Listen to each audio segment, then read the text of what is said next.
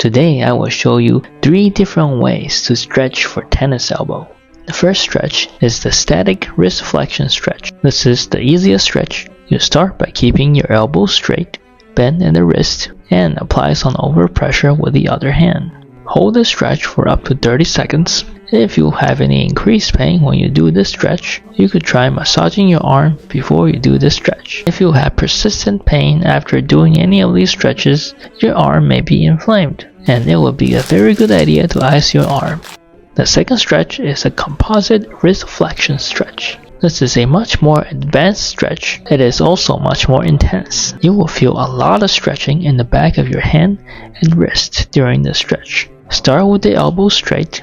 Keep your fingers loosely flexed. Use the other hand to guide the hand and wrist into finger and wrist flexion. Do this very slowly. For this stretch, I recommend using the dynamic stretching technique. This means you go into the stretch and then immediately come back to starting position and then repeat the process. Stretch, relax, stretch, relax. Repeat for up to 10 repetitions. The last stretch is the eccentric strengthening of the wrist extensors. This exercise is both a stretching exercise and a strengthening exercise. To start, position yourself seated next to a table. Rest your forearm and wrist on the table, but let the hand drop off at the edge of the table. Hold a light weight with your hand.